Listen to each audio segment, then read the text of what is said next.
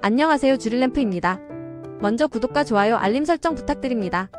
26년 1월 3일 세계가 충격에 빠졌다. 미국 정부가 베네수엘라의 장기 독재자 니콜라스 마두로 대통령을 전격 체포하고 미국으로 압송했다는 소식이 전해졌기 때문이다.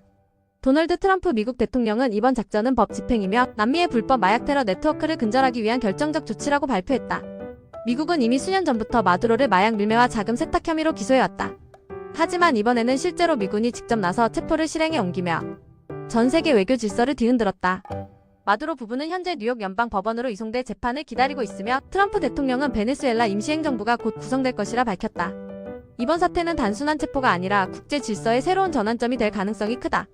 중남미 좌파 국가들은 주권 침해라며 강력 반발했고 유럽과 아시아 일부 국가는 독재 종식을 긍정적으로 평가하는 등 세계가 둘로 갈라지고 있다. 미국은 마약과 부패를 제거하기 위한 정의의 행동이라 강조하지만 중국과 러시아는 즉각적인 군사 경제적 대응을 경고했다. 그렇다면 투자자들이 궁금한 핵심 이번 사태가 나스닥에 미칠 영향은 무엇일까? 현재 사건이 주말에 발생했기 때문에 미국 증시는 휴장 중이다. 즉 아직 실제 주가 움직임은 나오지 않았다.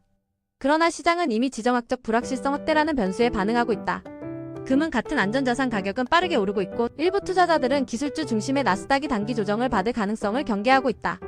특히 마두로 체포는 원유 시장에도 직접적인 영향을 미칠 수 있는 사건이다. 베네수엘라는 세계 최대 원유 매장량을 가진 나라 중 하나로 정권 교체가 이루어질 경우 미국 기업들이 베네수엘라 원유 인프라에 투자할 가능성이 제기된다.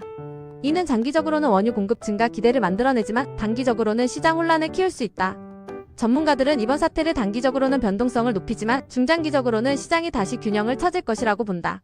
실제로 과거 중동전쟁, 아프가니스탄 사태 등 대형 지정학 이벤트가 있을 때도 나스닥은 초반에는 흔들렸지만 이후 빠르게 회복하는 경향을 보였다. 즉 투자자들이 공포보다 흐름을 차분히 읽는 자세가 필요하다. 결국 이번 사건은 단순한 외교 뉴스가 아니다. 미국이 직접적으로 한 나라의 대통령을 체포한 것은 사실상 국제 정치의 새로운 시대를 열었다는 의미다. 지정학 리스크는 일시적으로 커질 수 있지만 동시에 원유 시장 안정과 글로벌 정치 구조 재편이 함께 이루어질 수도 있다. 나스닥은 단기적으로 불확실성의 시험대에 오를 가능성이 높다. 하지만 이번 사건이 글로벌 경제에 미치는 실제 영향은 시장의 두려움이 가라앉은 뒤 원유 공급 환율 정치적 리스크가 어떤 방향으로 정리되느냐에 따라 결정될 것이다.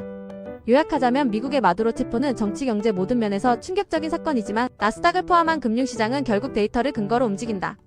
지정학적 사건이 시장을 뒤흔들 수는 있어도 근본적인 기업 실적과 금리 흐름이 결국 방향을 결정한다는 점을 잊지 말아야 한다.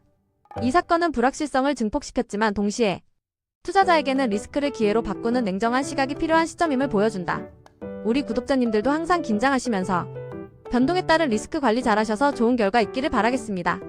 오늘 내용이 괜찮으셨다면 꼭 구독 한 번씩만 눌러주시고 저희 주릴램프는 세계 여러 뉴스 관련으로 해서 투자의 관점으로 많이 바탕돼 있으니 많은 관심 부탁드립니다.